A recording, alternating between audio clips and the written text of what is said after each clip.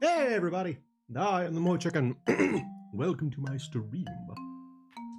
Yes, hello everyone. I think, basically gotten over all of my residuals in terms of my breathing and my pulmonary system regarding COVID. Unfortunately, your boy has a terrible stomachache tonight. That's fun. So if there's suddenly a break where I have to go throw up, I'll let you know. But I've got a teacup full of ginger tea here, and I'm gonna sit for a couple of hours and hopefully resolve this issue. But we're gonna be playing Legacy of the Rudra tonight. We're gonna be back checking on Serlant. I looked back in the VOD archives. It's been kind of a long time since we played anything as Serlant. I think the last thing that happened was him actually getting his body back. So he finally has his body back, which is good. And I watched a little bit of the last stream that involved Serlant, and I made a point of ending the stream facing directly at the glacier, Sigvid Glacier. I was like, this is what we're supposed to do, is go into that cave. So we're gonna go into that cave. Blah. As always, let me know if the audio's bad or anything like that. And we'll get started. Yeah, you can see how much lower Serlant's level is than the other two. So clearly I have not played as him in quite a bit. So that's the glacier we're supposed to go into, but I need to check on my mantras first. Yeah, he's got a bunch of old ones. Well, we'll see how he does. I might have to change up my mantras, but let's go check out this glacier. Sigmund Glacier. Yes. Oh, but yes, happy Tuesday, everyone. Hope you're having a lovely Tuesday. I'm glad that I'm no longer suffering from... Well, I have no MP. Why? Okay, never mind. We're gonna go get MP. I don't know why I don't have MP. Let's leave. Yes, I'm glad to say that I'm basically over all of my COVID woes, which is nice. I tested negative for it on Saturday, so I think I'm pretty much finished with it, which is nice. Give it a shot.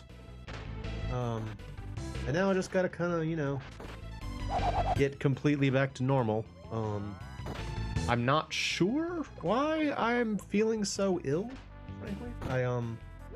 Although it's been a thing all week. That's something I've noticed, is that I don't know if that's a symptom of COVID. If it is, I've never heard of that one.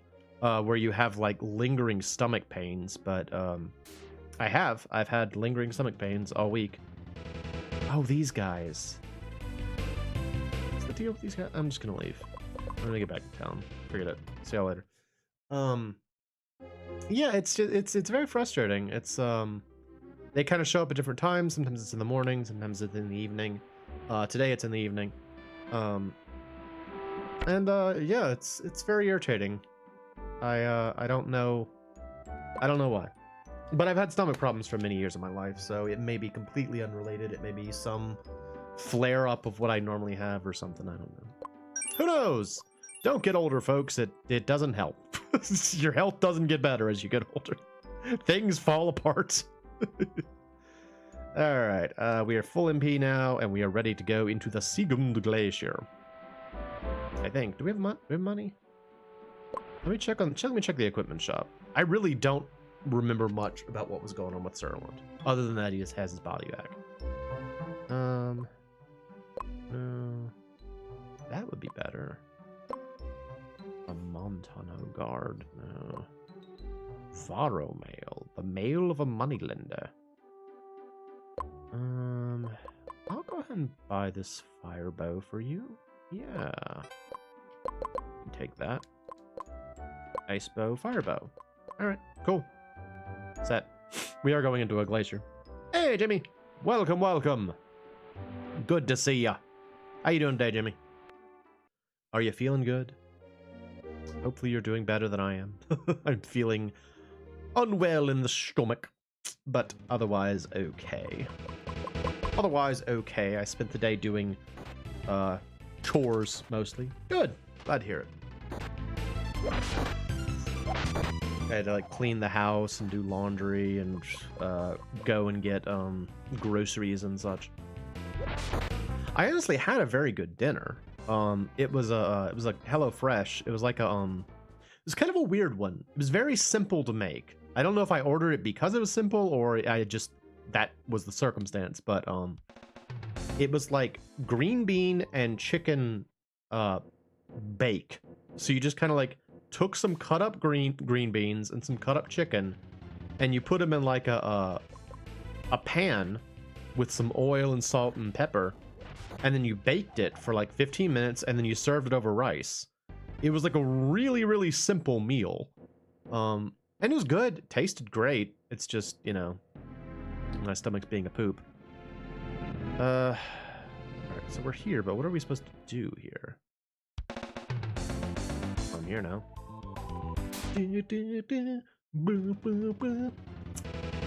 Hard rock. Maybe win. Smile. Okay. Smile. Smile upon the rocks. Smile. Yep, that worked. Rocks do not want Serlin to smile at them either. Actually, I guess since it's a spoken mantra, Serlin just ran up and yelled smile at some rocks. Hooray! Something. Critical rate increased. And on the chest. Oh, yeah. Was it Absorbu or Absorpu? I don't think I need that one. I don't think I need that one. Because we came here as Scion's party, and we they were trying to get the what's it called, the Taurus sword, or no, was it Apocalypse Blade? They got something here. They got some fancy sword here.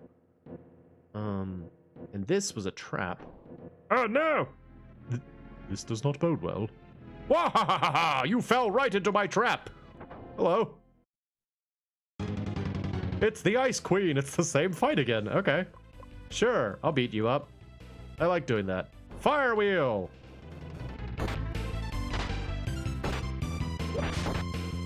I'm pretty sure I mentioned this when I got here as Scion's group, but this monster reminds me so much of Left Helm, of the Yetis from Evo Search for Eden. That's what she reminds me of. Which I actually played a little bit of on my vacation. Oh, it disappears. It vanished. How curious. Alright. I guess I needed to do that. Yeah, that's a fun game. If you're not familiar, Evo Search for Eden is it's actually the sequel to a game for the PC 98, which I've played a little bit of. And the original name is 46 Million Year Story, I think. It's like 46 Okunen Monogatari was the name of the original one. And it's sort of supposed to be like a story about living through what are we looking at here? I am the Rudra of the Daemons. Why have you disturbed my rest? Oh, it's alive? Jedbera, what do you seek of me? Two of your fellows have awoken. The Rudra of the reptiles has already fallen in battle. The Rudra of humanity now seeks power to some unknown end. These are things I already know. Do you know what Hausen is planning then? He, like you, seeks the body of the next Rudra. I have no interest in that. Is every Rudra capable of causing a cataclysm? Indeed. I too possess this capacity. 3 Lego stones remain on the surface. That of the reptiles, that of the giants, and the one before you. Bring me a fragment of each and I shall tell you more. Yeah, I guess we're off again. Okay, so our new quest is to go and find the other, Rudra stones. Alright, that's cool. I can do that. Lefronda. Okay. But let's keep looking around first. What was I talking about? Oh, great. Okay. Yep, drink it. What was I talking about? Oh, Evo Search for Eden. Yeah, so it's like an RPG where you play as an animal going through multiple phases of life on Earth. So you start off as like a fish. Hey, Possum. Or PP rather. 2 times forward, 2 times back, then I'll show you. Okay. You start off as like a fish, and then you become like an amphibian, and then you become a reptile, and then you can become a mammal, and then you fight a final boss, which is supposed to be like an amalgam of it's supposed to sort of be like the opposite of what you are. Like you are a creature that evolved sort of naturally through Evo Search for Eden. You're like supposed to be a creature that evolved naturally through effort, and then this thing is like something that evolved unnaturally through okay, this is just here. All right, cool, see you later. Yeah, he's like supposed to be something that like evolved unnaturally, and so you gotta like fight him. Yeah, Evo's good. It's a super fun game. I'm actually thinking of doing it for my main channel when I finish up one of the games I've got going right now. But it's just kind of like it's a weird sort of game because the main mechanic of it is evolving yourself. So like as an animal, you have various parts that you can evolve, like your mouth or your body or your like tail or your legs and stuff like that. And you basically gain experience points by fighting enemies, and you put that into evolving yourself. And depending on how you evolve, you get different abilities. Some things get better, some things get weaker, that kind of thing. You can make some pretty crazy stuff. The real problem with the game, though, relates to the experience points, because you kind of don't get a whole lot per enemy. There are very few places where you can really get a lot of experience points. Hey, Darkman, willkommen. And as a result of that, it is kind of a grindy game. Plus, just by the nature of the fact that they were kind of trying to go for something that's a little bit more realistic, a lot of the areas are really kind of plain. Like, a friend of mine used to make fun of the amphibian age, which is like the second part of the game, because you're all playing as like amphibians. You're all very squat, you're very close to the ground, and you're just kind of like fighting like other like frogs and stuff.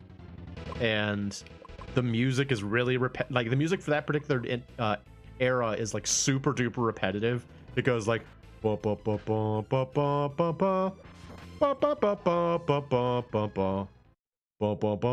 that over and over again. Yeah, it can get pretty old pretty quick. The other thing being that like you don't really know what's gonna be like beneficial. You can make some assumptions, like you can assume probably if you level up your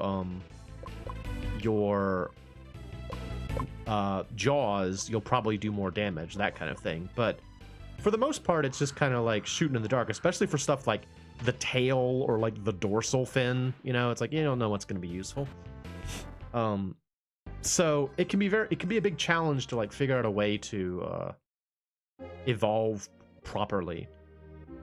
The other downside is that it's pretty easy to accidentally die. Like you can take sustained damage from like one enemy can like get you into like a cycle of like stun locked kind of, and if that happens you can die really quick. And every time you die, because it's an Enix game, they cut your experience points in half.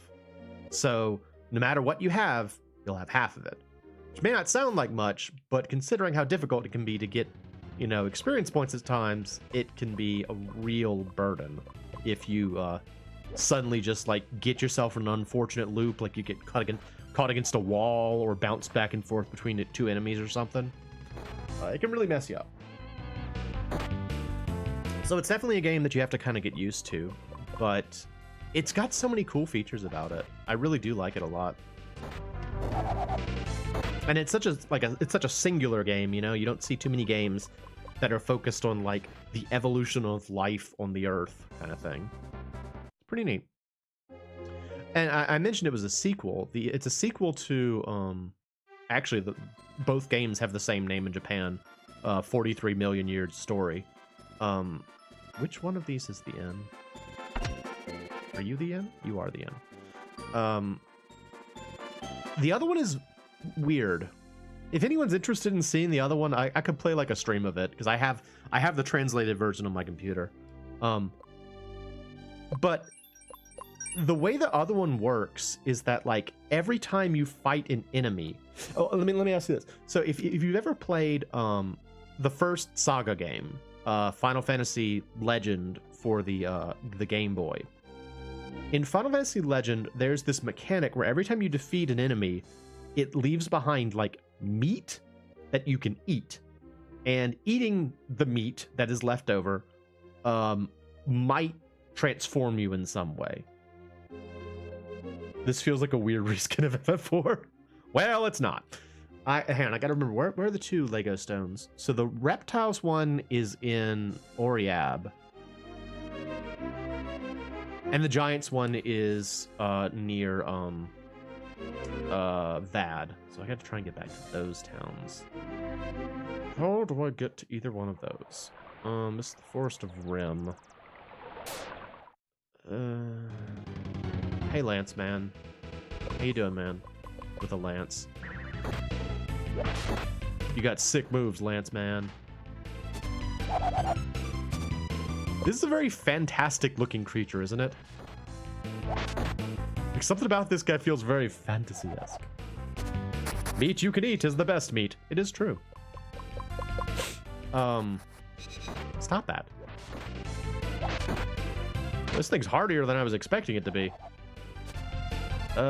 You're kind of more beefy than I thought you'd be, dude. Left him. If I use grenade on you. Don't kill him. I was just about to heal him. Well. Yeah, so the way that this thing is still alive. Oh no, this might be dangerous. I did not realize it was going to be dangerous. Grenade. Executioner. This thing's gotta die. Get out of here. Okay, there we go. That thing was strong. I was not expecting that thing to be so strong when I saw it. Did not look as dangerous as it turned out to be. What are we talking about? Yeah, so both games have kind of a similar thing where like you defeat an enemy and they leave behind some meat, and then you can choose to eat it or not. And in the 46 Million Year Story, the original one, whenever you ate the meat of an enemy, you had the opportunity to turn into another animal. And maybe it was better or maybe it was worse. And you didn't really have any way of knowing if it was better or if it was worse. And so you just kind of like rolled the die. Oh my gosh, there's so many monkeys. There's so many monkeys. Look at all the monkeys. Bro, it's a lot of monks. Get them. Take them down. Eat it, monkeys. Well, that one's out of here. That was pretty good. Good experience points. Yeah, and so you just kind of have to like guess. But what was particularly cool about 46 Million Year Story is that unlike Evo Search for Eden, where you know you could make some true freaks of nature by playing around with evolution, in Evo or in 46 Million Year Story, they're all actual scientifically extant animals. So everything you turn into is something that did exist at one point in time. So that's kind of cool. It's especially neat when you find ones that like are kind of more familiar, like, oh, it's him again. Hey, dude, I'm not going to take you softly anymore. You were dangerous. Hey, hot dog. We're going to throw grenades at you. Yeah, it's particularly cool when you find something like a Stegosaurus or like a Ichthyosaur or some sort of like dinosaur animal that you might actually know from I don't know if you know about dinosaurs. Left him.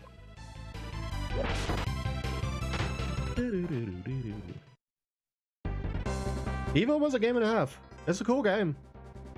And I mean, I never finished the PC-98 one. I got to, I think, the 3rd generation, maybe? I know it gets real weird, though. Because I've seen, like, a screenshot.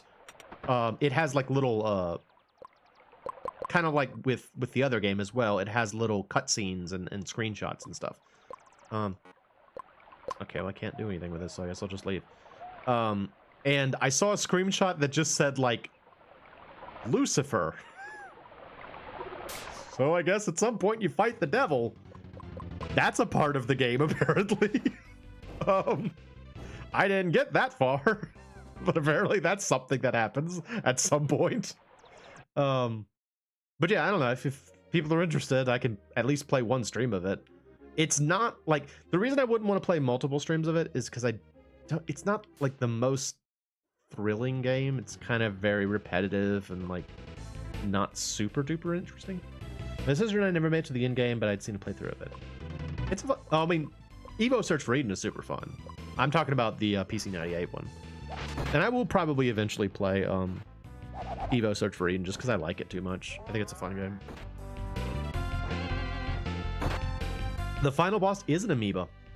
Actually, funny story about the amoeba boss.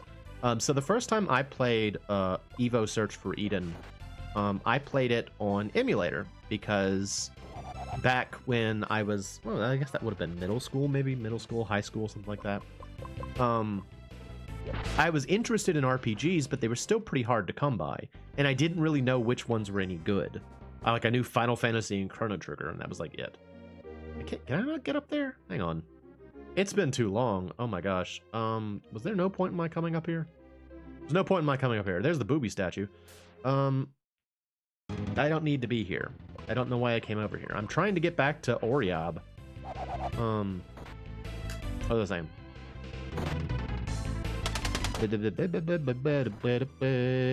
Evo Search for Eden, yes. So I tried out a lot of games on emulator, and one of them was Evo Search for Eden. But when I played the game, it was still at the point where emulators were still kind of like new, I guess you could say, that, or rather they weren't really like, they hadn't worked everything out. And one of the more common downsides to especially the SNES emulator I used at the time is that it couldn't actually handle transparencies properly. It could only either display them as a solid, like a solid image, or remove them entirely. And it kind of depended on the game which one they defaulted to. That's a lot of monkeys. It's a lot of monks again. Ton of monks. I don't want to fight them. I don't want to fight them. I'm just talking about the transparency in general in SNES games at the time. And so kind of depending on the game, usually it wasn't too big of an issue. But there were a couple of games where not being able to use the transparency, or not knowing you could toggle it on and off, which again, I was like in middle school and I didn't really know what I was doing. I just knew it allowed me to play Super Nintendo games for free. Not knowing what to do with it made it super hard. Well, the final boss of Evo Search for Eden is a semi-translucent amoeba. You might see where this is going. And it defaulted to him being invisible. So the very first time I beat Evo Search for Eden, I beat it without being able to see the final boss. I didn't know where it was. I didn't know what it was. I just knew there was something there that was trying to kill me. And so I just spent a lot of time jumping around and bite. I also didn't know about the human evolution. So I was still a regular mammal. I was just like jumping around, biting, and like hoping I didn't accidentally run into something that would kill me. It was I'm not gonna fight this guy. He's too dangerous. See you later, bro. We gotta get out of here. Yeah, it didn't go so well. It didn't go so... Harvest seed. Eat this. Okay. The Lanceman is a menace. It's way more dangerous than it looks. Like, it just sort of looks like a friendly forest creature, and then it stabs you a bunch. Like, I was gonna say, it kind of reminds me of something that you might see in, like, David the Gnome or something. You know, it doesn't look like a... It doesn't look like a battle-hardened warrior so much as it's just like a little gnomey gnome, and then it kicks the crap out of you. Oh no, monkeys! They're here! They're here! And they're multifarious. Look at all the monks. Their name just means mad thing. Which is funny. It was a fever dream of so... Yeah, you know... It's been such a long time since I watched David the Gnome. Like, I watched it when I was a kid. I remember watching that a lot as a child. But all I remember about it is that I really liked the fox, whose name was Swift. And I know that most people talk about the final episode where everyone died, except for the fox. And they all turned into trees. That's all I know. That's like all I remember about Dave. Oh, and then in the ending sequence, there's a part where someone's riding on a dragonfly. I remember that part too. That's like all I remember about David the Gnome. I mean, I watched it though. I know I watched it. I just don't remember what the show was about. I want to say it was also like a really like mild and friendly kind of show. It wasn't like a super actiony show. It's out of like, it's not American. I think it's either from Canada or like Norway, or it's Norwegian, something like that. Or Scandinavian rather. But I don't really remember. Can I take a boat from here? Are y'all putting out boats right now? Where are you going? There's a dock here, but no one's on this boat. Can I steal it for myself? No, I can't steal it. I don't know how to leave this area. How do I get out of here? How do I leave the northern continent? I think we teleported before, right? Do I go south from here? No. You Google this game to learn more, and the only results are you. Well, there's a reason for that. It's because the name that I use for this game, Legacy of the Rudra, is actually my own personal name for it. The game itself is Rudra no Hiho. So R-U-D-R-A. Well, I'll write it in. Let's see. It goes like this. No, it was never translated to American. This is a fan translation. Rudra no Hiho.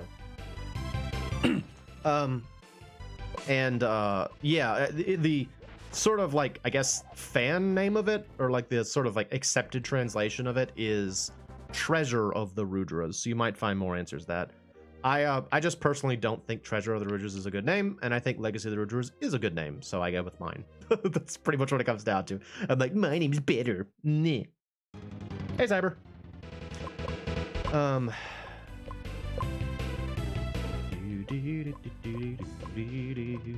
What was I doing though? Like, where was I supposed to? I know where I'm supposed to go, but how do I get off this continent? Well, one thing I would say that they could do for this game that would have been nice is giving you a map. I mean, the world's not super big, but considering like halfway through the game it completely changes, I'd love to have a map. There's Sigmund Glacier. We used to be able to teleport here. Maybe we can still teleport here.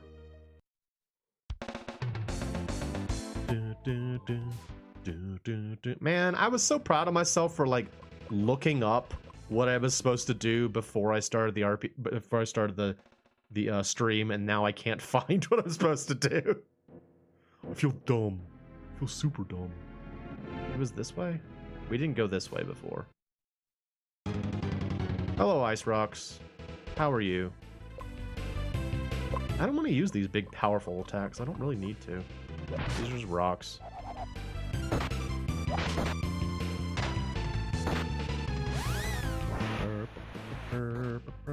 Well, now we got a whole heck of a lot more people here. How y'all doing tonight? Are you having fun? Me too. Me too. Is there anything this way? It's this way.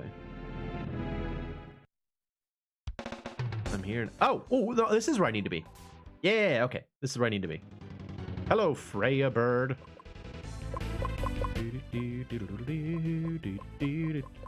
Eating a brownie? Oh man, I want a brownie. Brownies are good. What does this say about a brownie? I don't know.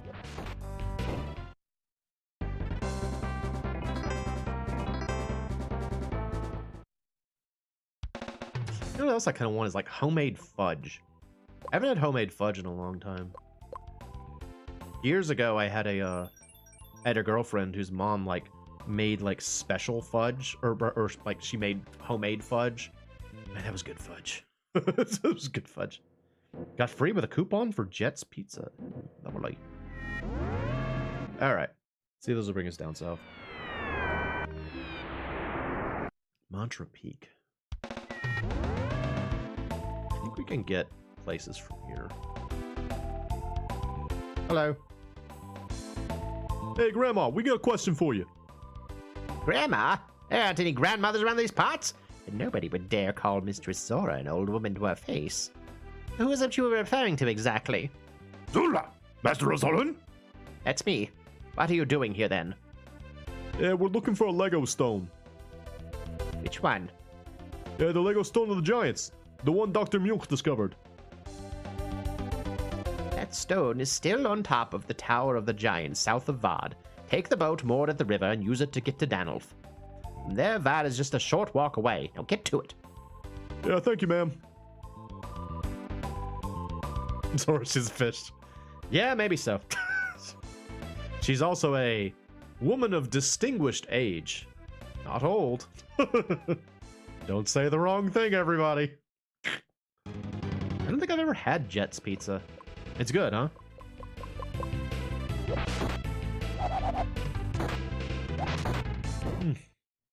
Oh, this tea is hitting the spot. That's awesome.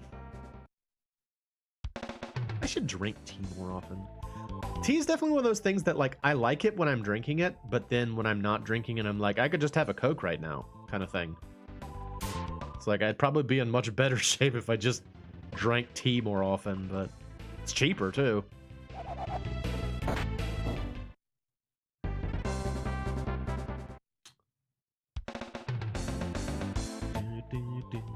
That background also makes me think of the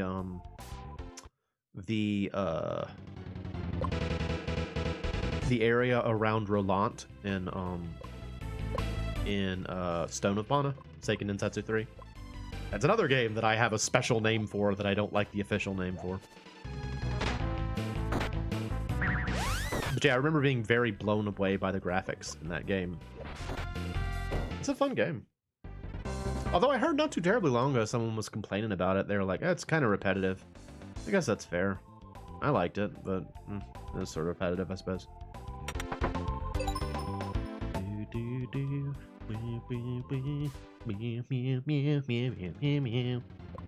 Hello, right, Zol? These guys are so cool looking. I think I've said it before, but they really look like a I decided to get a thermometer to use for tea because I was tired of burning your mouth. Yeah, I get that. I definitely get that. Somebody was telling me that you shouldn't use boiling water for tea. Was that you, PP? So someone was telling me that at the Critty Plays last night.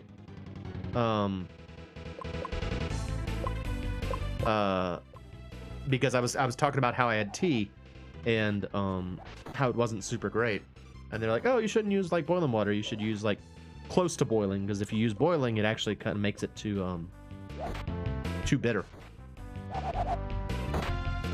Which is frankly my main complaint about tea, so that's cool.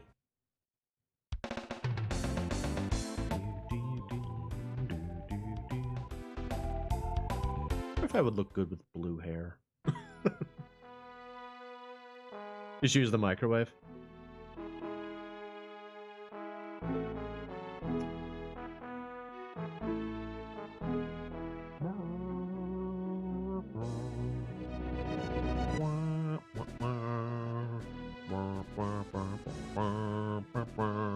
Welcome to Denelf. We're here.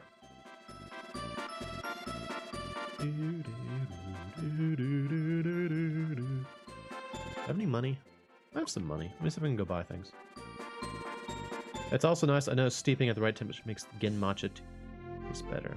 Gen matcha, the green tea. I'm not much of a green tea guy. Balthazar, Dion, Raffaele, Fokker. Wild knife, hound knife. It's a dagger which slices like mad. I'll give that to Serlin. Yeah. Green tea is okay, but I prefer black Grey and Earl tea. I really like Earl Grey a lot. I'm a big fan of Earl Grey. I also like Lady Grey, also super good. I have a bunch of stuff here. I need to sell. I'll see if I need to sell that with armor. Uh-oh. I got a sneeze coming on. Uh-oh. Uh-oh. Come on, Sneeze. Is it gonna hang out?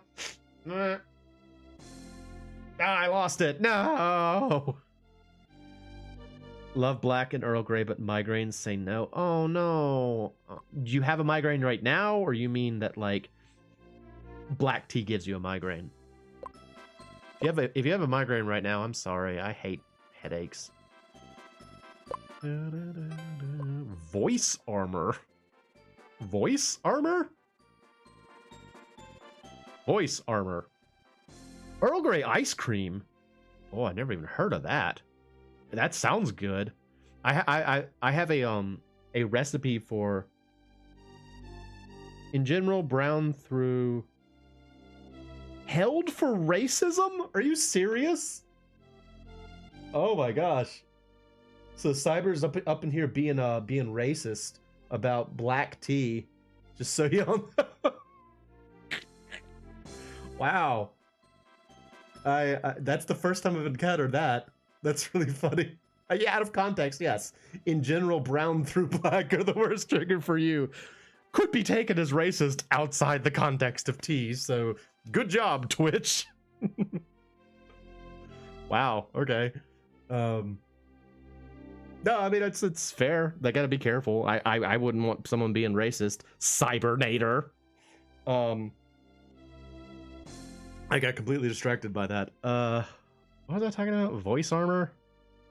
I do need money. Okay, let's sell some stuff. Rip that. Just sell off a bunch of this stuff. Knife. I'll keep the armor and not the weapons. Go. Oh, okay. I'll keep all that stuff. I didn't mean it. I didn't realize I was being racist against specific types of tea. I'm sorry. You're on thin ice, sir. Be very careful. I've got armor that burns with a conspiratorial passion. Buy a Zelland helm. Get some Cash's mail. That's unfortunate though. I think I've heard of that before. People having headaches from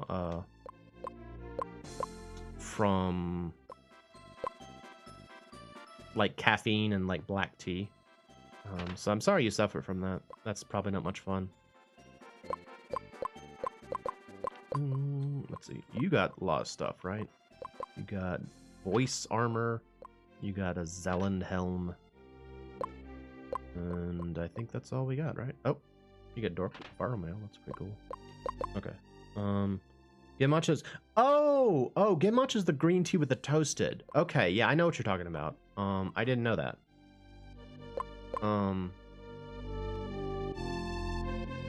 Yeah, that's the tea they call like toasted rice tea. I've heard of that before.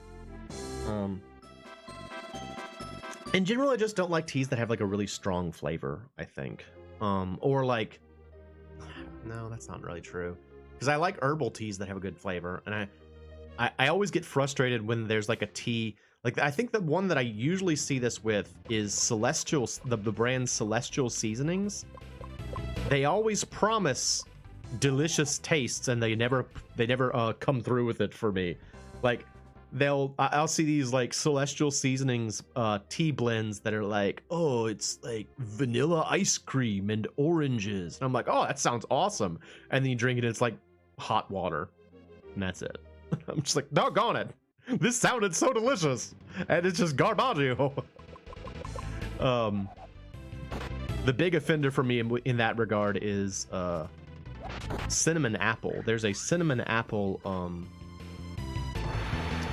Celestial Seasonings, and cinnamon apple, that's one of my favorite flavors. I really love cinnamon and apples together. But then I had it, and it was just like, I guess it's a little cinnamony. It's mostly just hot water, though. You get bummed because they added spearmint to your sleepy time 20 years ago. You don't like spearmint? Oh, we're gonna have to politely disagree there, bud. I love spearmint tea. I like spearmint tea way more than peppermint.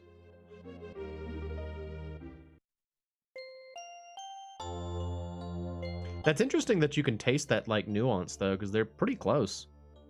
Spearmint, like I think of spearmint as just kind of like a milder version of you can have mine. Oh, you just don't like mint tea in general? That's fair. I like mint tea. I will gladly take your mint tea, sir. Hello, Baby Door. Look, everyone, it's Baby Door. He's here. You like mint, just not tea? Yeah, that's fair. What is Baby Door weak to? Let's just hit him a bunch and see what happens. Frickin' Baby Door. Igrex. Okay, so fire. Let's try to throw some water at you then. Anybody else drink tea? I'm interested in hearing other tea opinions. Because again, I like it when I'm drinking it. I just forget when I'm not drinking it. You know, it's one of those things that like I enjoy it while I'm doing it, and then when I'm not doing it, I forget. Stop using Tautana, Baby Door. Frickin' Baby Door. Doggone it, Baby Door's strong again. What the heck? The Fronda. Despair? Despair.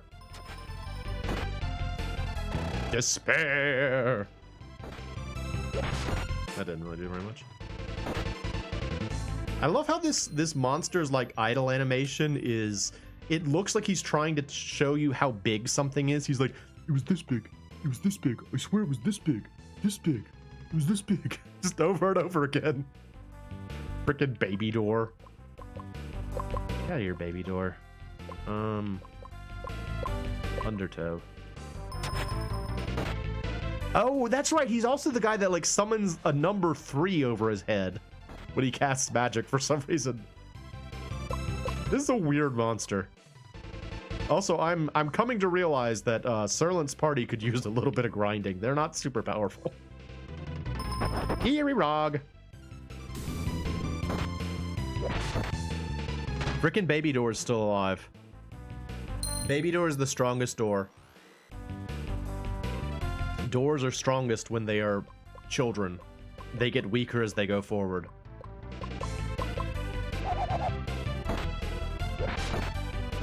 Okay, he's dead. That was a very strong door.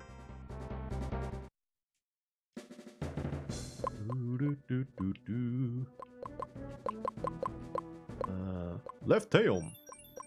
What's this? Money? Take it. Oh, I need a Remherb though. Remherb. You eat it. There you go. Yay. I told you all about how that was like a big revelation to me the first time I saw someone do that. It's sort of embarrassing, but like I was Bad Bowl and Dark Sword. Enemies here have weird names. It's Vad Bal and Dark Sword. Yeah, I was watching a friend of mine play, I think she was playing, Tales of Symphonia, I think. It was a Tales game, because that's pretty much all she played. She played a lot of Tales games. But she, oh, I got a Dark Sword. That sounds cool. Is that good? Do I want that? No, not really. Okay. And in Tales of Symphonia, if you had a maxed out number of like healing items, like you had maximum gels or something, and you picked up another one, it would do kind of what we just saw right there. It would just say like, oh, you can't carry anymore, and it would put it back. And the first time I saw her be like, okay, I'll just eat one, she just like took one out of her inventory, ate it, and then picked up the item. I'm like, oh, you can do that? I was like shocked. It's like, oh, that's so smart. I never would have guessed. It's really embarrassing. I felt dumb, but I don't know, I just didn't think to do it. Because I want to say in Final Fantasy games, if you find a treasure and you can't pick it up, it still opens the treasure chest and you just lose the item. I think. I don't know now. What's this? Alarm! Alright.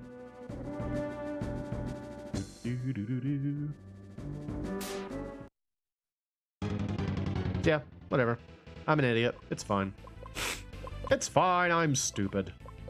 We're all stupid sometimes.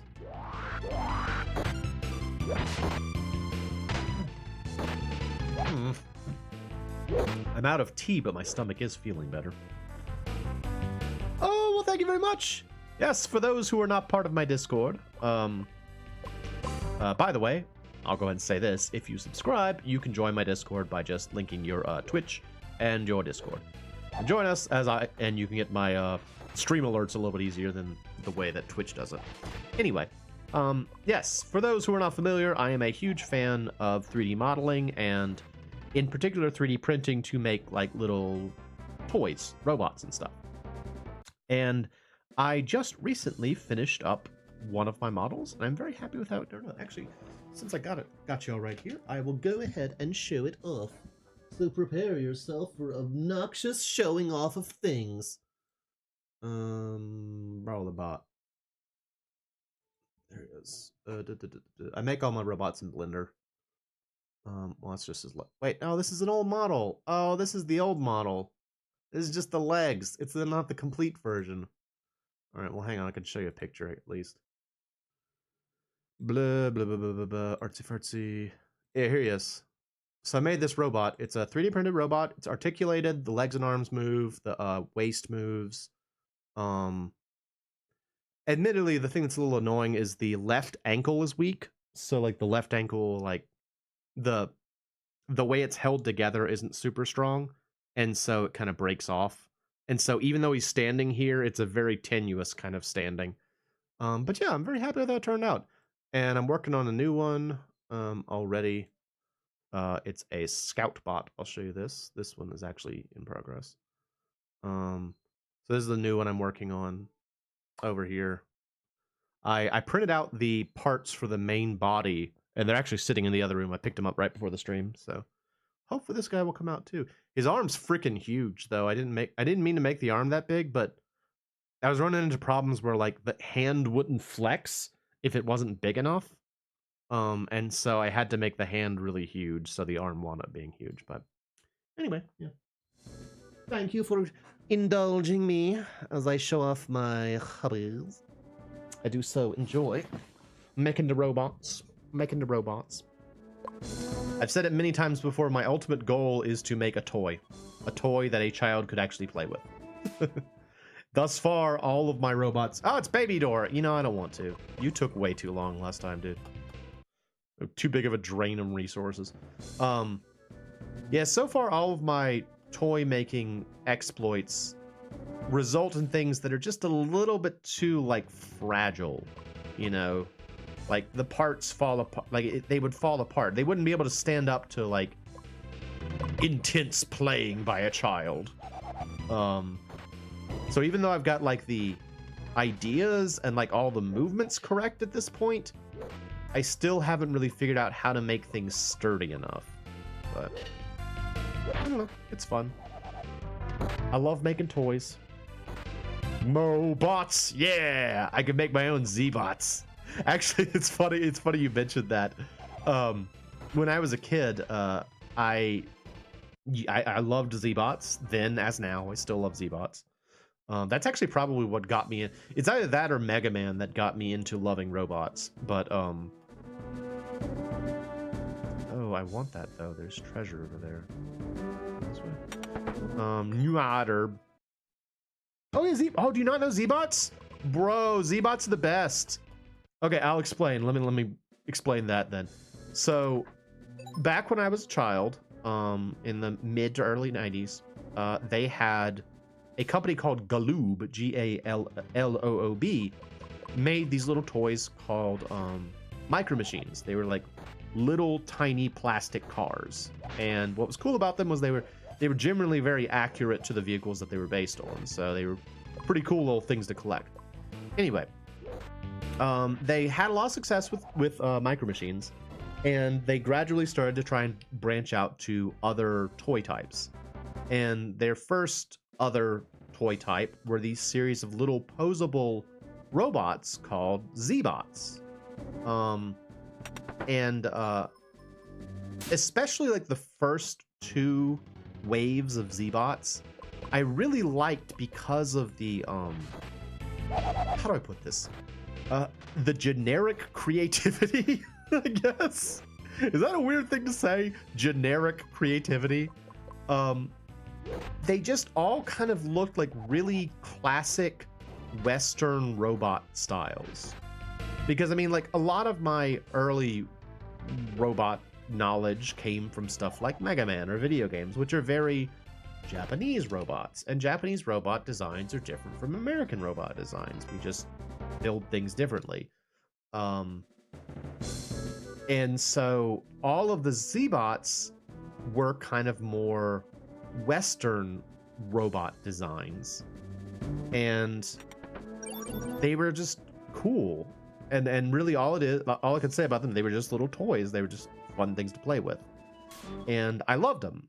And I loved them so much that for many, many years, I've had one of my many pointless game ideas that will never go anywhere, is sort of like it's kind of based on, I guess you could say it's sort of like Super Smash Brothers. The original concept of Super Smash Brothers, namely that it was like a child playing with toys. I feel like they've kind of lost track of that a little bit as the years have gone by, but especially with like the first two games, the idea was that all of the Nintendo, like the reason the Nintendo characters were together was because it was all taking place in like the imagination of a child, and he was just like playing with little toys. And so my idea for a Z-bots game would be like the presentation of the game would make it seem like it's some sort of like Transformers-esque kind of like robot war story. But every time you would like pause the game, everything would change and you'd see kind of like what was actually happening. So you'd see like it would switch from like, you know, this Cybertron-esque future world to suddenly like the table of like the kitchen table or something. Oh, what is this? Oh, falling. Oh, Abilager. Hello, Abilager. I know it. We should have run while we had the chance. Is a bad feeling I'm getting, yeah? Yikes! My jade, stolen by human hands. Intolerable. Calm yourself. I'm not the one responsible. Let's talk more Smashification. Man, Abilager is cool looking. Look how cool that sprite is. All right, dude, I'm gonna kick your butt. Power up.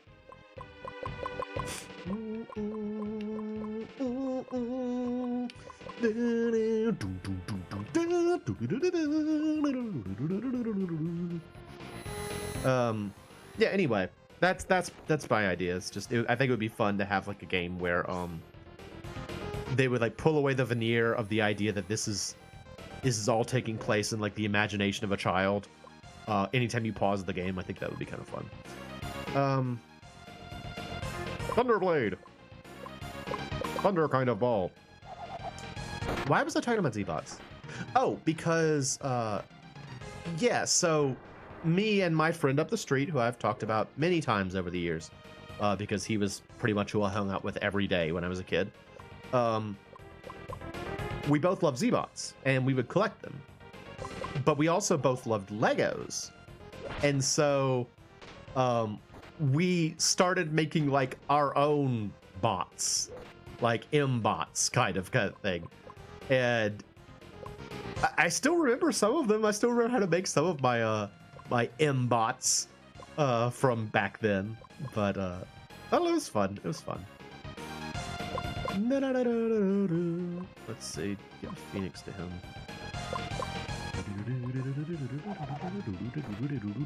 So it's just kind of funny to hear you say like MoeBots, because it's definitely what I used to do.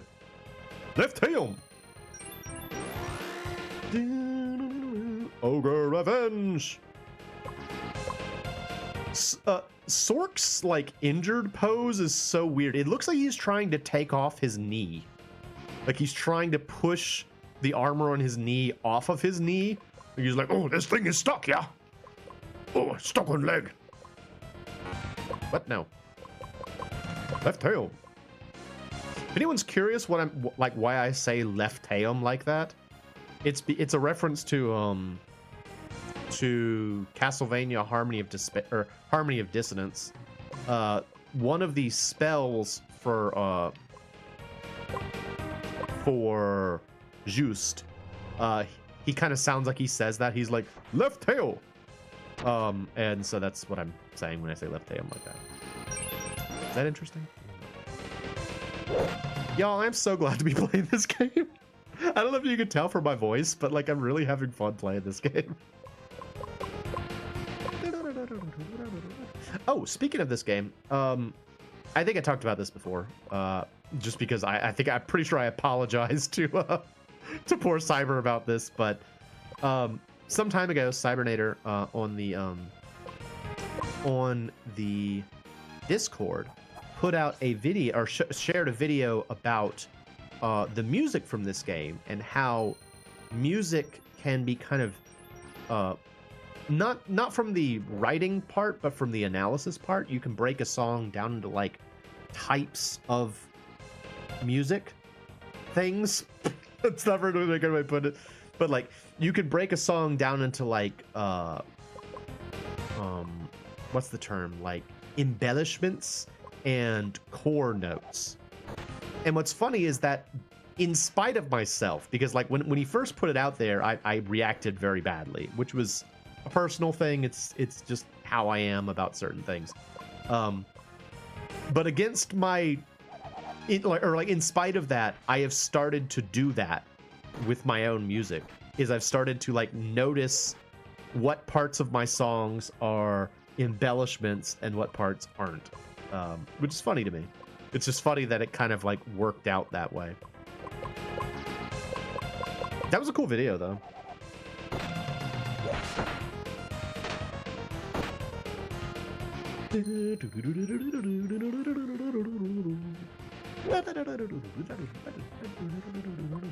I think the other reason, getting back to the my robot designs, the other reason that I want to have robots that I feel like can actually stand up to some use is that I would like to share some of my robot models with like Thingiverse or something. Why? What the puny race of humankind? Who could you have stood against the might of the father of giants? A human stole your jade. It was first taken by one of my children. However, this giant did not succeed in controlling the power of the jade. It was then that a human warrior showed up. And then, in the ensuing battle, the giant's arm was severed. The shock expelled the jade from his body. It sought out the human. And then he didn't really take it, did he? This jade belongs to the giant alone. Such acts cannot be tolerated. He turned into a Rudra with this jade, yeah? Imbecile! He holds no more claim to that divine power than you! Now there is no chance for the giants to again prosper in this world. We seek fragments of the Lego stones. Maybe take a piece of yours. Do as you see fit, human! Hey, disappeared? Alright, see you later, bro. That voice is not fun for my voice. The giant voice, both the giant voice and Sork's voice are not my favorites to do. They're both kind of painful. Excuse me. What I was saying though, yeah, I would love to share some of my robot models with Thingiverse or any of those other kind of like repositories of 3D models, but I feel like it would be irresponsible of me to share something that doesn't work really well, you know, or like can't stand up. Like, I mean, it's fine if I'm doing it for my own benefit, but I don't want to share something with someone else that I feel like is incomplete. Yeah, this must be the Lego Stone of the Giants. This is where the Rudra rested. No period. After the creation of the Giants. Why did it have me go forward? Where is it now? Stone is empty. I cannot say. This tower appears to have been constructed as a memorial of sorts. Let's not stick around to find out the hard way. Guys, we already did this. Hey Lolo, can you read this for us? Let me see. High up in the heavens, the majestic four await. He who seeks the truth must follow. Yeah, way over my head. Let's get move on. Alright, see you later, bro. Yeah, I don't know. So once I actually make one that I feel like can, you know, is it both an interesting model and also something that functions properly, I might share it. But until that day, I'm probably just gonna keep them myself. The problem with that being that the more of them I make, the more of a stock of them I have at my house. Oh, I got Huey's ring. What is that doing here? I already have that, don't I?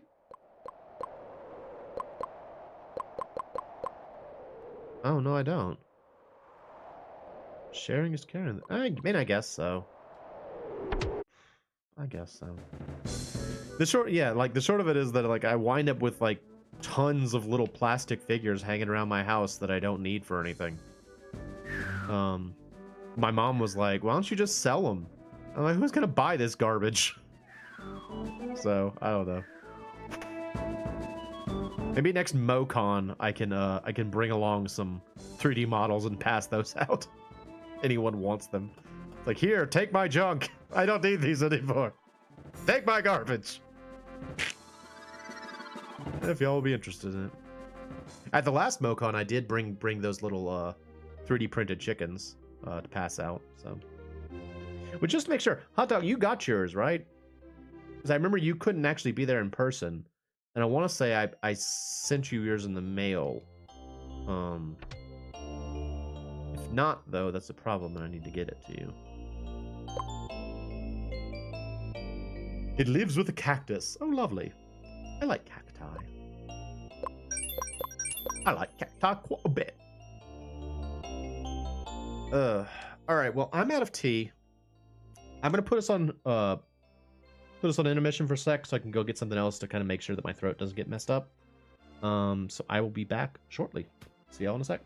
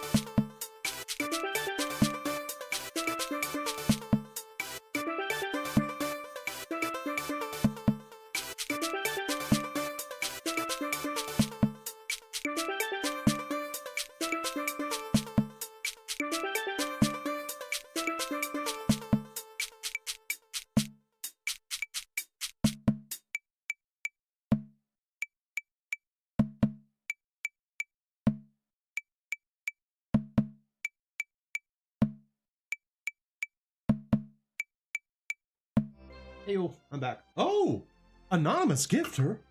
What? 5 subs. Oh, thank you, whoever. Thank you, whoever that person is. That's awesome. Does that get us up to a? That might get us up to a new thingy. Hang on, let me see. Get me up to a new thingy. How do I get to that? Clear dashboard? Is this it? Review rewards. Emotes. No, it doesn't. But it's still cool. Thank you so much. Unknown, anonymous person. I appreciate that. Thank you very much.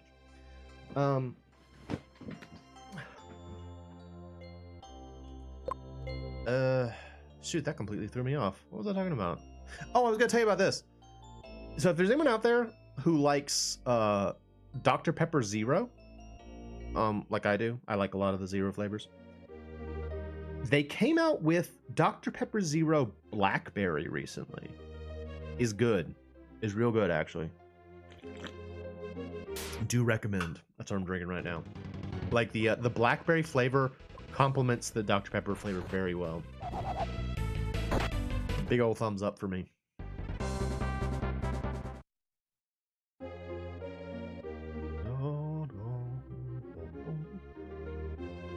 Yeah, how have things been, Cyber? Have you been to any arcades recently to make me jealous?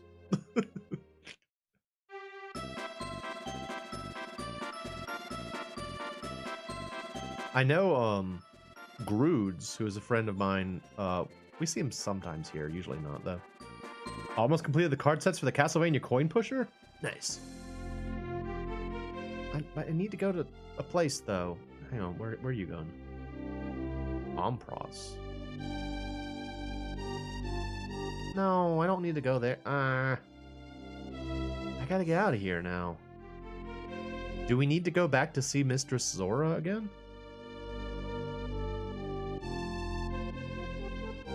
You want to film all endings? There are like 10. I don't think I know what you mean. Endings? There are endings for a coin pusher?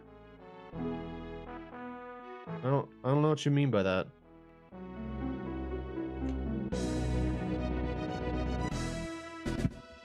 I mean, as far as I know, the Castlevania coin pusher is just a coin pusher where there's like Castlevania cards. Is there some sort of like video component to it?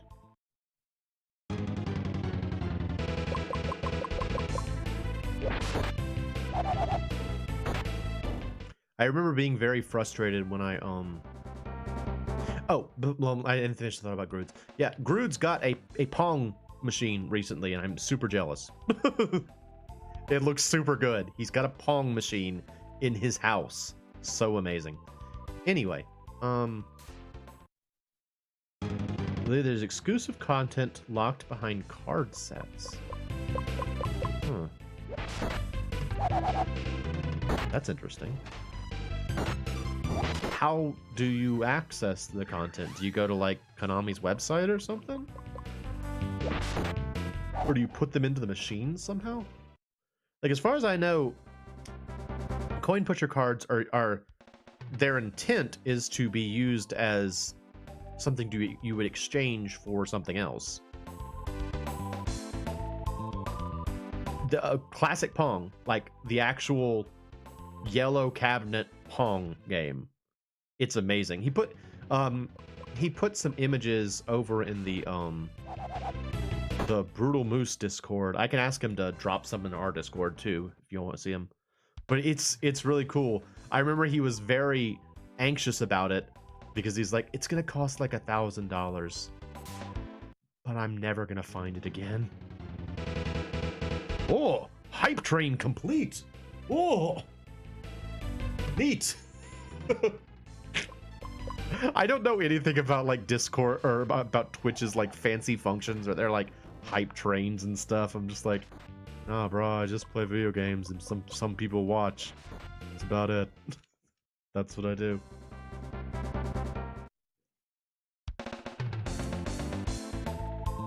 $1 grand, not a bad price for. Yeah, I mean that's like that was my mindset too.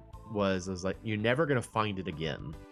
You know, it's one of those situations where this is probably the only time you're gonna bump into a Pong table in the wild or a Pong machine in the wild without really searching for it. And I remember a friend of mine gave me that same advice once. I found a Sega CD Mark I, which I've been looking for a long time.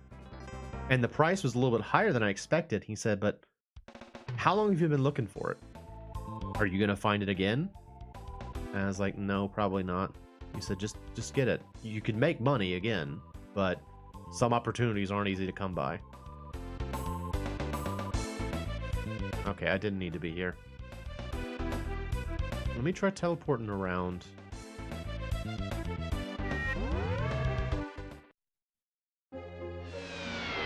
Because, I mean, I know where the other one is. That's the booby statue. I don't need to be here. Booby statue. See you later. Me. Thor Volcano. We can get there from here. This will work.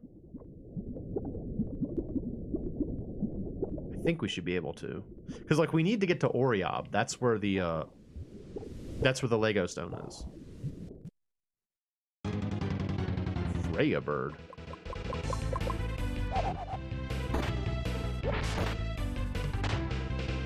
Yeah, I don't know. I thought it was really cool.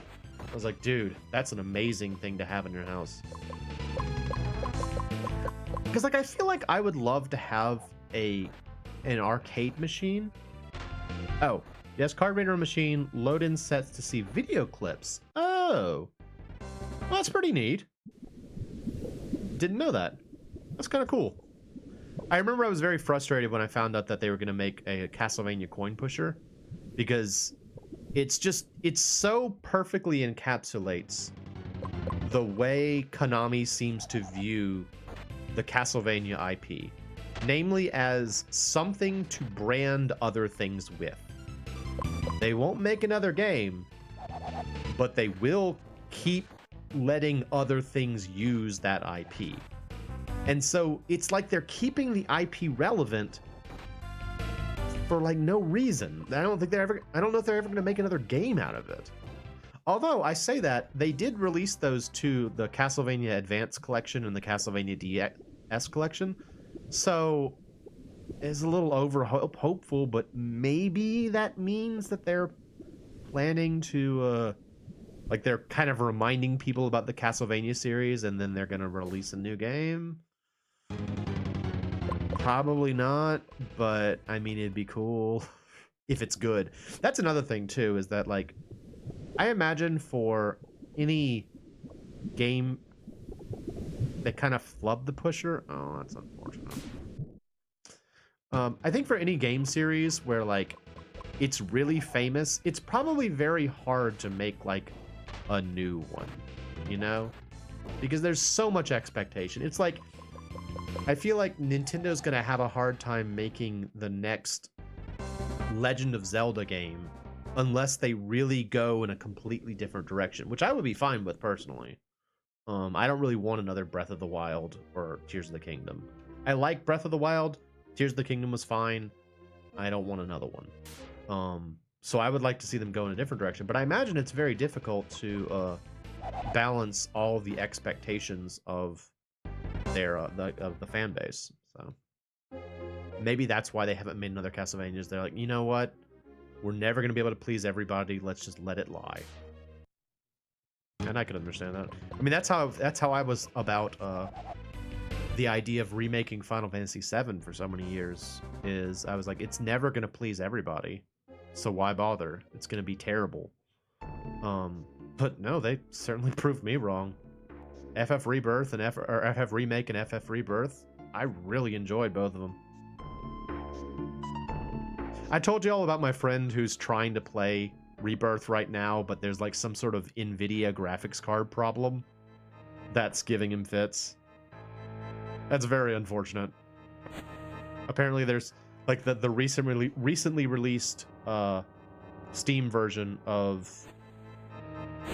Well, wait a minute. Can I get to this? the recently released Steam version apparently has some sort of issue with NVIDIA graphics cards. And he was showing me like a screenshot of it, and it was just sort of like Zach. Yeah, I talked about this. It was Zach Fair like just standing in the middle of like nothing. Get it. Get it. Get it. Didn't he say to get this? Did I misunderstand what he was talking about? I thought he said to go get a fragment of the 2 remaining things. Man, I thought I was smart coming here. Crap. Where am I supposed to go then? Annoying. I thought this is where I was supposed to go.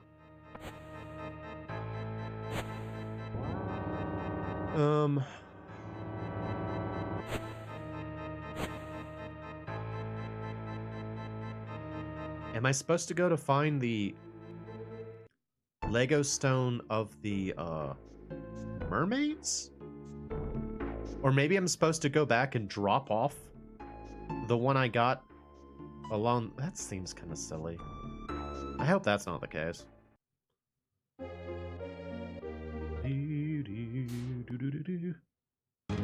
Well, back we go.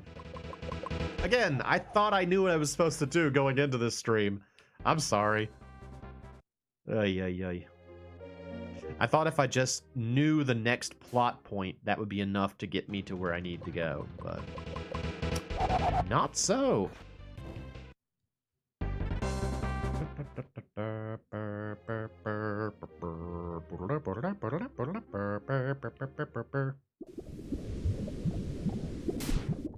So, Cyber, in what way did they flub it? Like, what's wrong with the Castlevania coin pusher?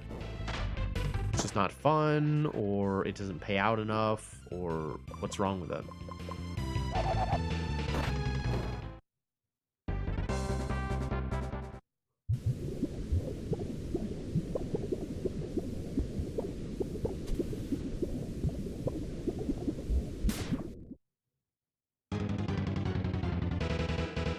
You know what, I'm not gonna.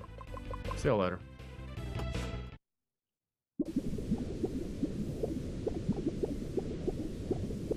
Bonus soda.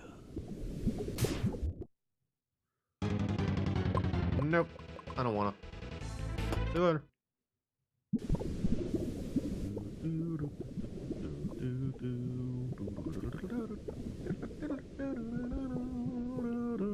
There's so many dead things around this volcano. First big problem, they missed the chance to swap the clear and blue marbles with red ones. Yeah, that's fair. That would have been better. Although at least they're still using clear marbles. Because that's what made Marble Carnival so pretty. Bonus soda. I really want to see Ian play Soda Drinker Pro sometime. I imagine it would not be a terribly popular stream. But I really want to see him play Soda Drinker Pro one time. It's just such a mystery. Such a weird thing. Anyway, sorry. Bonus soda.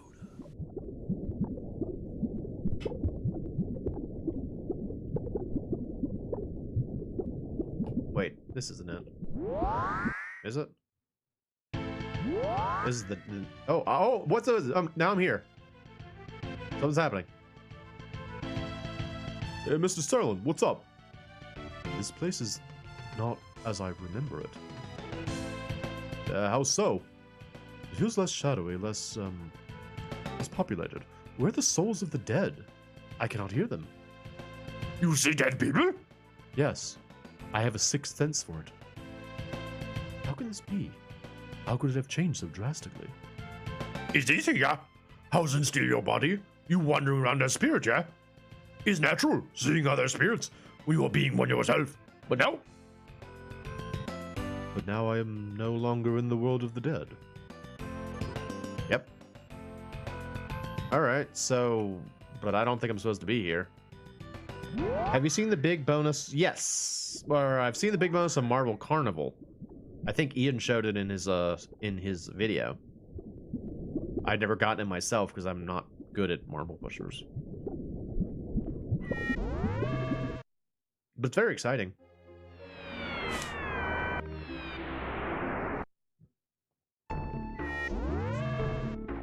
Was there one in Sodom Castle?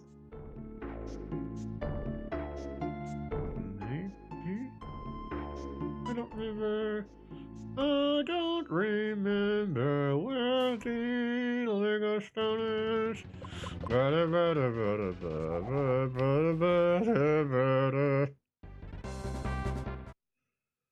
Ugh. I feel like I'm on a road trip and like I don't know where I'm going and we're just like going in circles and everyone in the car is gradually being like, do you think he knows where he's going? He's just kind of driving around in circles. Oh, that's right. I can't talk to animals because I'm not Riza.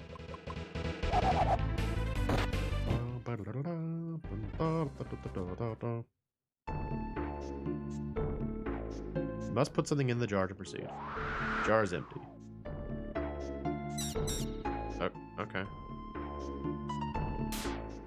Change some of the art elements, but not all, so some of the rainbow aesthetic really detracts. That's a shame.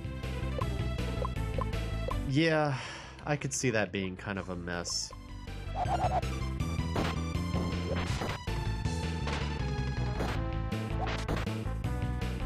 Again, I would assume that probably Konami's main issue with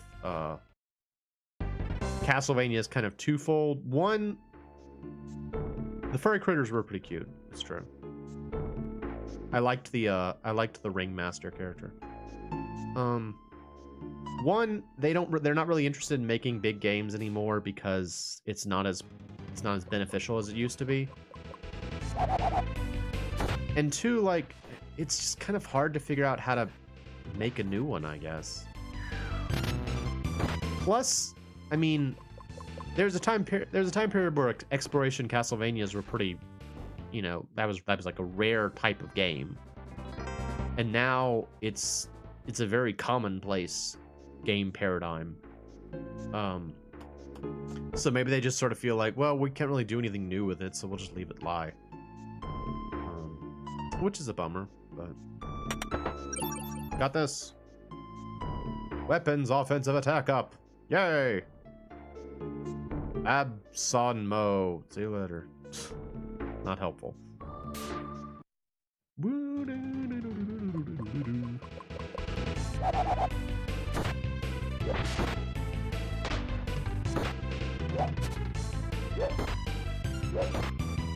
Honestly, something I would... Oh! I should say this right up front. Big thank you to Hot Dog. Big thank you to Hot Dog, who was kind enough to send me the soundtrack on vinyl for Bloodstained Ritual of the Night. It's super cool. Thank you so much, bud. I appreciate it. I was listening to it the other day. But I would love to have another Bloodstained Ritual of the Night. That was a good game. A super fun game. Like, if that's how the Castlevania torch has to be carried forward, I'd be okay with it, you know? It'd be a shame to lose, like, the Castlevania name, so to speak, but I would say that, at least in my opinion, Bloodstained did a very good job of carrying forward that, that gameplay paradigm. Like, Bloodstained hit all the right notes for me in terms of wanting like a Castlevania, like an exploration Castlevania game. So, getting all those, I'd be fine with it. For all that, admittedly, I don't know what they would do with it. You know, I don't know what the next iteration of it would be.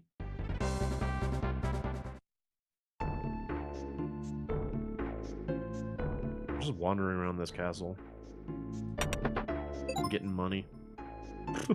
Finding money.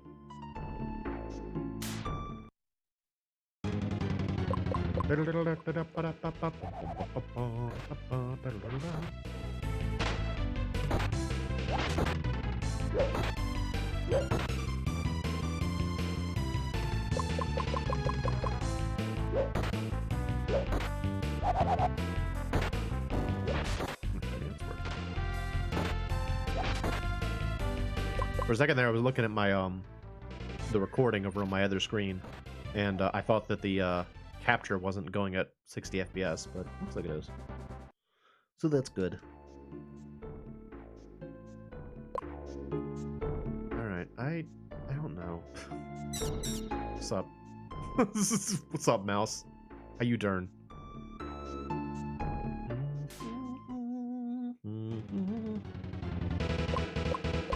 You know what? Well, get you some sorry.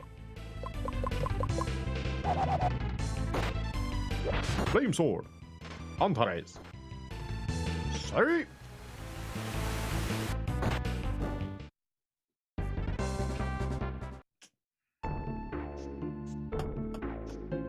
Book.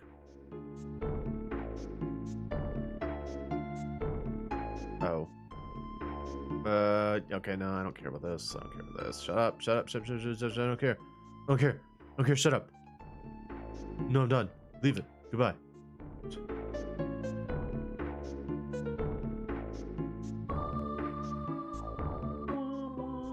I think I am barking up the wrong tree. I don't think there's anything here. What was that? There's something in the bed. Yeah, I'll see you later. Mouse! Now this is my bed.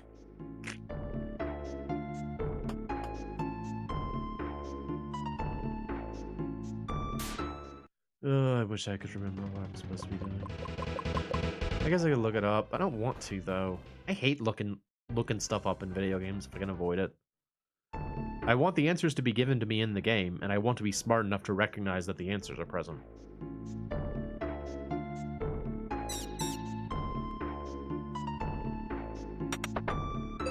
Got money.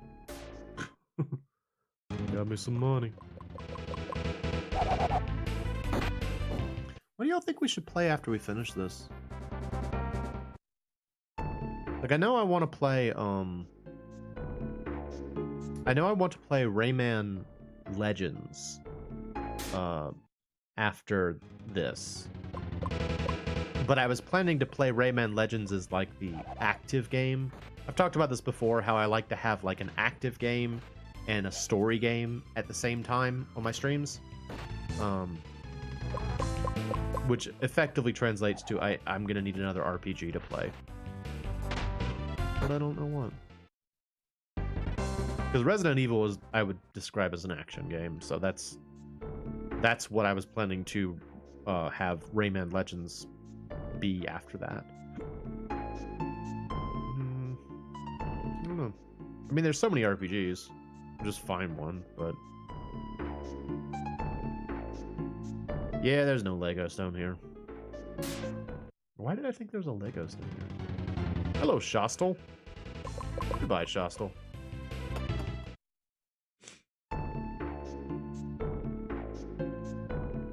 You know, something we did talk about a long time ago, that might be worth checking out is Earthbound Zero, or Earthbound Beginnings, Mother 1, basically. I remember at one point a long time ago someone mentioned, I think it was you, Cyber, I'm not really sure, but mentioned wanting to see that game. I do have access to it. I could play that. Just, you'd have to understand that it's a very primitive and dated game, so it's not the most thrilling game. But I'd be happy to play it. That's an idea. There's always Front Mission 3, which I do want to play at some point. Big mecha game. I don't know. I mean, there's so many RPGs that I like and would love to share with you guys. I just gotta figure out which one will actually be, like, enjoyable.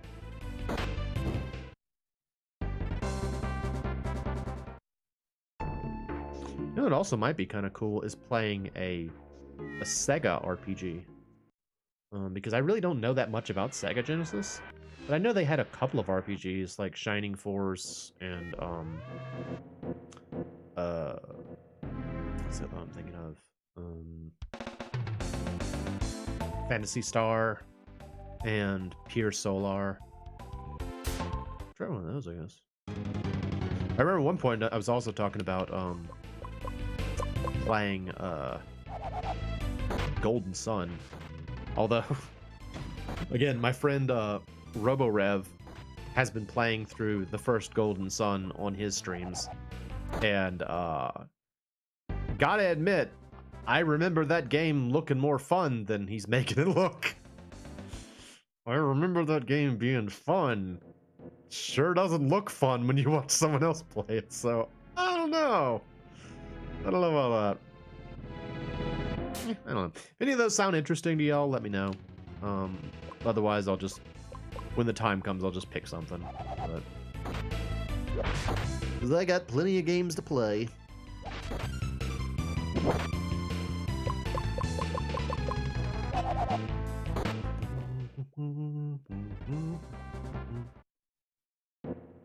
So glad my stomach's doing better. I don't know if it was the ginger or something else, but I am feeling better on the inside, which is good because I was feeling terrible.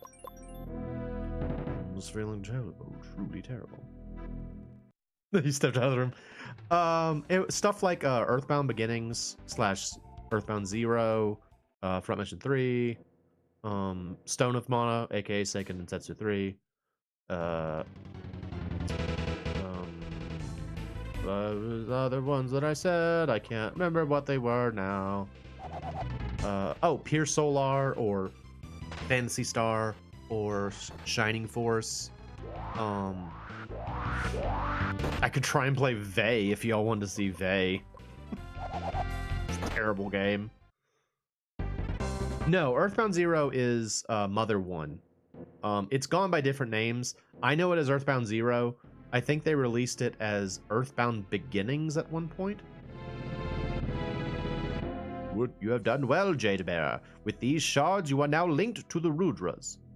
What can you tell us now? The Majestic Four seek the creation of a new and powerful race. The Majestic Four. Mitra, Meifa, Hausen, and Saito. But I was told Hausen was a Rudra. How can this be? He chose to assume the form of a Rudra of his own volition. I can only speculate as to his motives in doing so. I know but a handful of salient facts about the Four and their plans. Gamora, the Guardian of Evolution, is the only other party privy to them. Gamora assured me that Hausen intended to harm humanity. Yet Hausen himself seems to believe he pursues a higher ideal. And perhaps it is best that you consult with Gamora directly. He may be able to tell you of the next Rudra and the coming age. The coming age. Hausen will do as I did in my time. A new age shall dawn, and a new race shall assume primacy over this world. Gather fragments from the remaining Lego stones and bring them to Gamora. He will tell you more. Take a shard of my own Lego stone.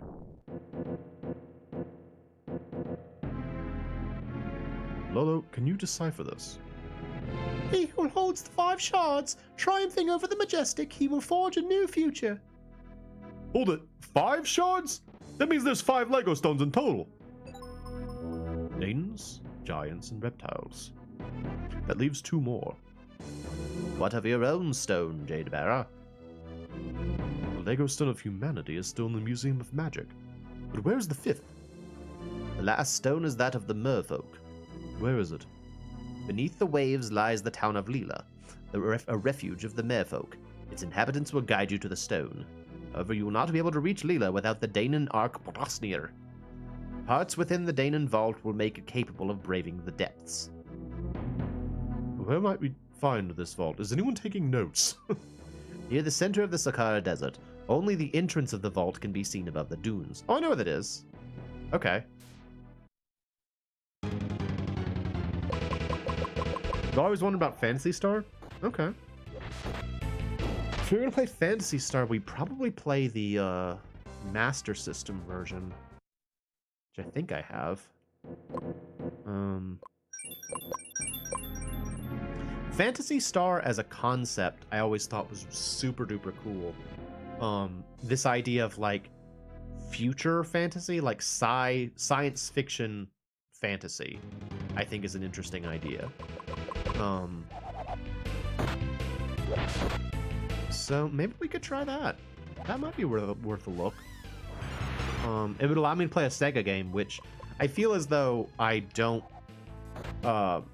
let people who are like Sega kids enjoy my channel as much because I was such a Nintendo kid. So maybe we'll give that a shot. I don't know. I might look into that. Keep that in mind whenever we finish this, because we're not going to finish with this tonight. But in fact, we're getting close to the end of the stream. But yeah, that might be kind of cool. It might be cool to see Phantasy Star.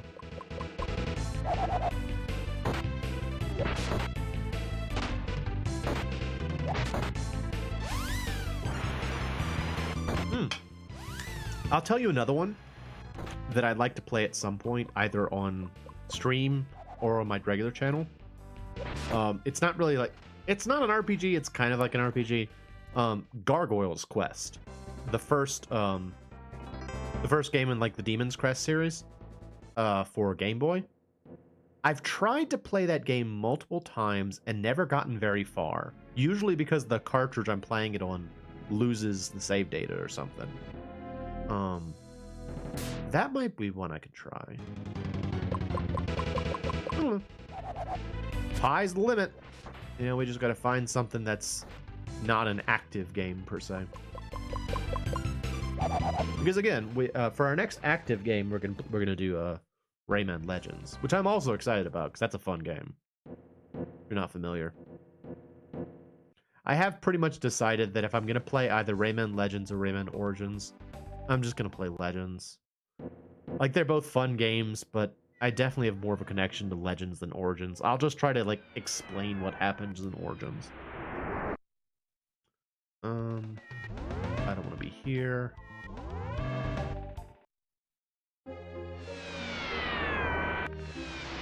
Booby statue. I don't want to be here. Whee! This is where I want to be. In the Thor volcano.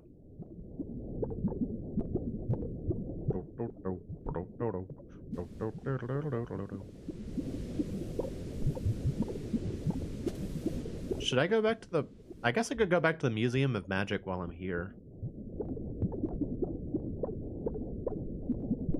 This is a situation where I might be trying to do things out of order, just because I have kind of like an idea of where I would go to do these things. So maybe the game's like, no, do it in order. I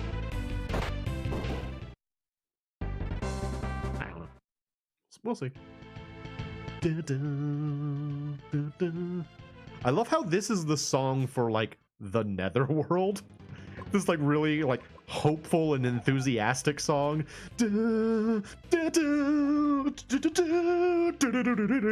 It's like, oh, so dramatic.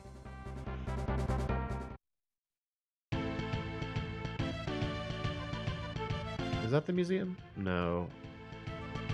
Where's the museum? Let's see. There's something to tell me.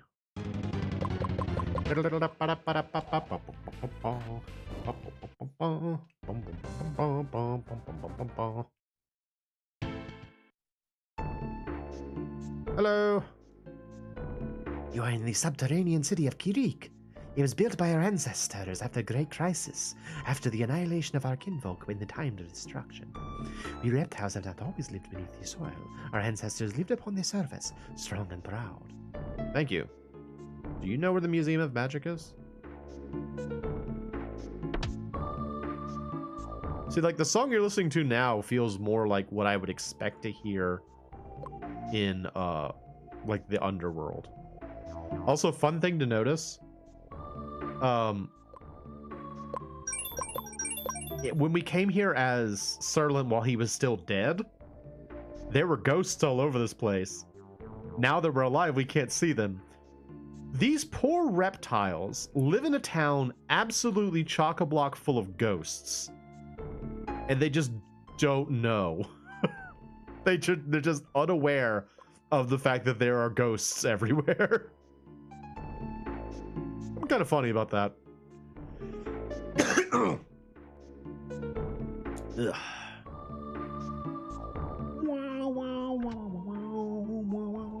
Hello.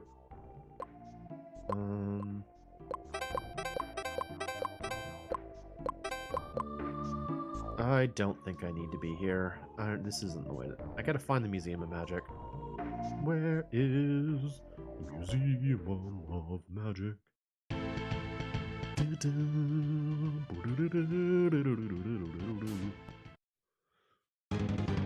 Oh, it's a giant! There he is! Look at him! Just gianting away over there. Ooh. Unsurprisingly, hits like a truck. Ooh.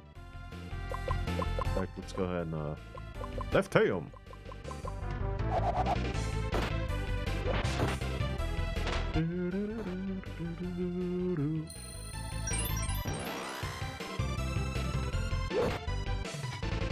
Uppercut.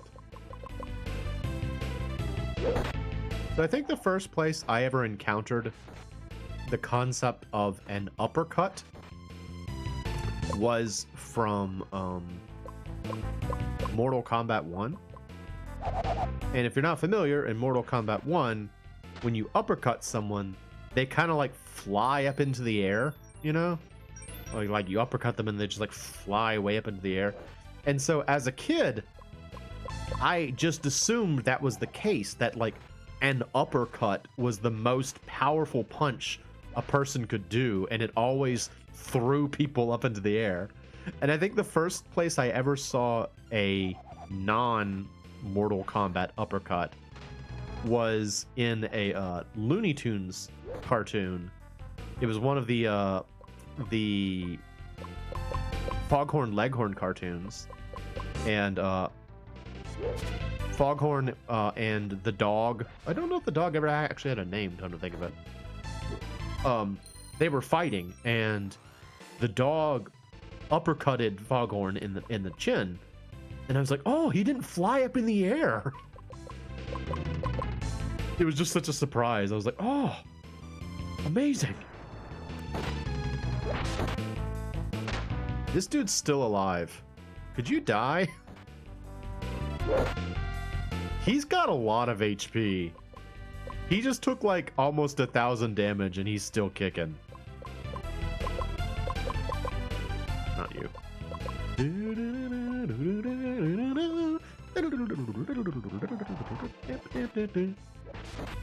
Oh my gosh, he's still going. This dude's still alive. He's still alive!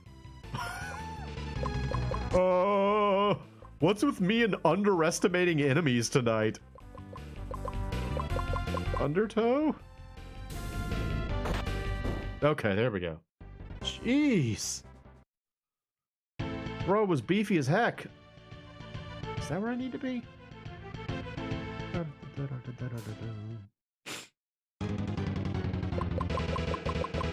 It's the axis of evil. They're dead.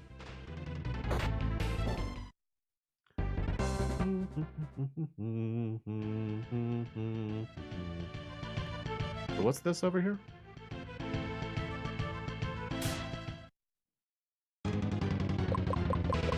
Again, speaking to the fact that I would love to have a map in this game, perfect example of where having a map would help.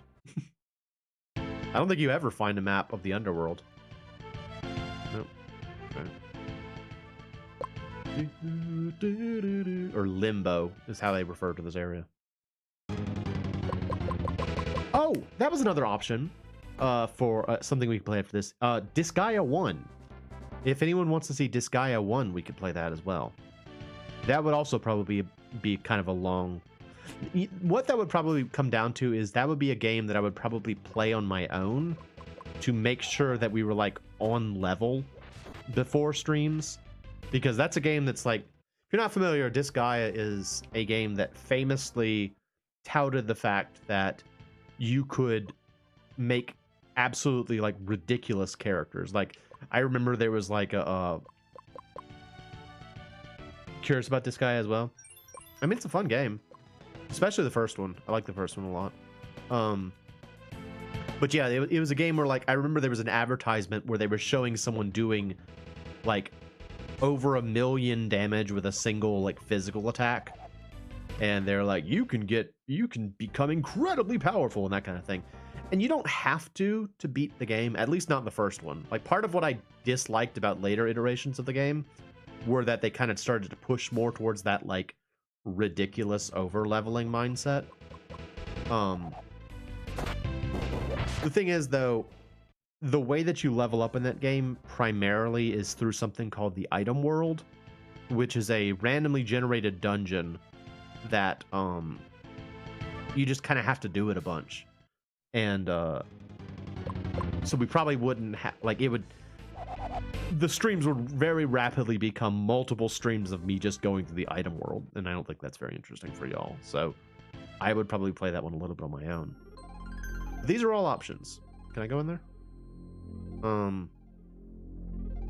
Just let me know. I don't know. Any of those are options. None of those have to be anything we play. Just these are things we could try.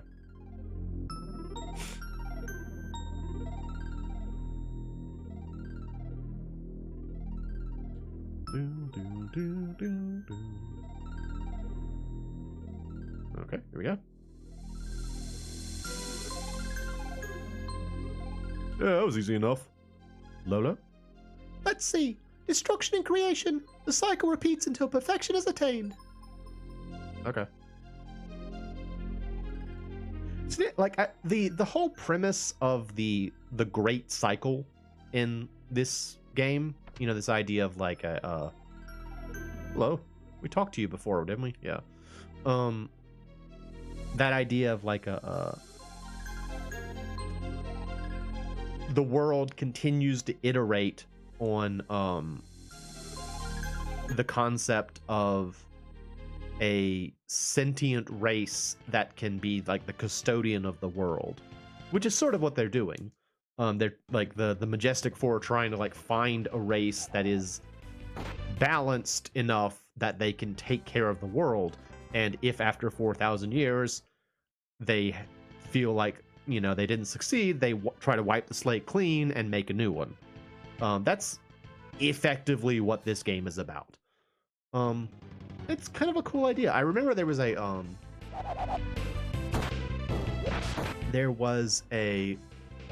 what is his name? The grandfather of manga. Is it Tezumu? What is his last name? The guy who made Astro Boy. I can't remember his name now. He made a collection of short stories in manga form called Phoenix, I believe. And each one was kind of like, they were all individual stories, and they were all tied to this idea. Osamu, thank you. I couldn't remember his last name.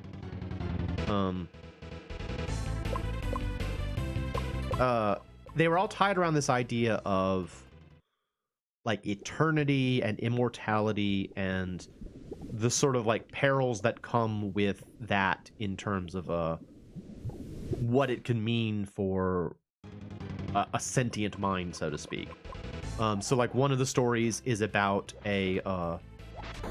this malicious queen who wants to capture the phoenix, the phoenix, which is seen as like the sacred bird of their nation, and she wants someone to capture it and kill it because supposedly its blood will allow her to live forever.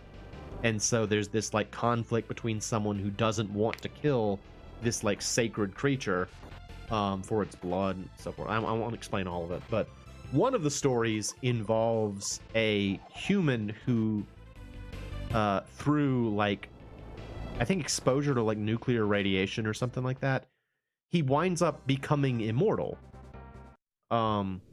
And he lives through a sort of nuclear apocalypse wherein all humanity is destroyed in nuclear war. And he just he becomes sort of like, there's a character from, I think, Marvel called like the Observer or something. It's that same concept of someone who lives forever and can't interfere, they can just watch. And one of the things in the story involves him watching the evolution of a sentient species who start off as like slugs. Like imagine humans if we evolved from slugs. That's kind of what it is. Like he watches as like slugs evolve from like, you know, what we think of as slugs currently to gaining like sentience and creating society and eventually being destroyed by nuclear war. And it's a very like fatalistic negative interpretation of what things would be like, but you know, it's interesting. It's an interesting concept of that ties into with this game, the same kind of like, will there ever be a race that can really be proper custodians of the world and not fall into their own like kind of tragic mindsets? Okay, that's where we're headed. I'll go ahead and say it. We wasted. I'll go ahead and do it. I was trying to decide if I wanted to go in there or not, but yeah, we'll go in there. Check it out. The desert ruins. It looks like it needs a key of some sort. Huh? Writing. Lolo, you read this, yeah? Insert the sign of the Danans. That's it. The sign of the Danans? Yeah, maybe they mean the Lego stone fragment we took from the Danan stone. Let us see. It's an eyeball. That's kind of spooky. Neat, though. The vault. Ooh. Ooh, this one's open. Nice. Oh. I got the moon ring. I thought these things were going to attack me. Well, that one's not open, though. What is this? It looks like some kind of component, Mr. Silent. Component for what? Where's the rest of it? Yeah, I wish I could tell you, Mr. Silent. Alright, well, we got it. Oh, hey. It's those thieves again! For the last damn time! We're treasure hunters! Get it straight! What are you two clowns doing here? Yeah, definitely not looking for a submarine module. No, sir. Submarine module. My esteemed knucklehead of a colleague refers to our airship. We're just looking for a few trinkets to make it run smoother. Airship? Oh, the Danan Ark! It's Dune's Ark now, kid. We're the only ones who can work it. Yeah, likely story. I already forgot Sid's voice. But it's the truth. Wait. Perhaps we can come to a mutually beneficial agreement. What kind of agreement did you have in mind? You seek to make your airship capable of underwater travel, yes? How the hell did you... Alright, I see where this is going. You got the module, right? Then you know you've got no possible use for it. We certainly do not. You, however... How do we know you're not bluffing, mister? Come on, let me see it. Hey! Fool me once, shame on you! Fool me twice, won't get fooled again! Yeah, that's right. You're not getting us with that trick again. Alright, start talking. What are your conditions? You will take us to the town of Leela, beneath the ocean. Is there treasure there? Our only concern is the Lego stone. Whatever treasure we may find down there is entirely yours. Your conditions are acceptable. Our ark's waiting near the ruins. We'll finish the deal there. Alright. Great. We're working with the thieves again. Wonderful. Well, there's the Ark. And that will be it for tonight, I think.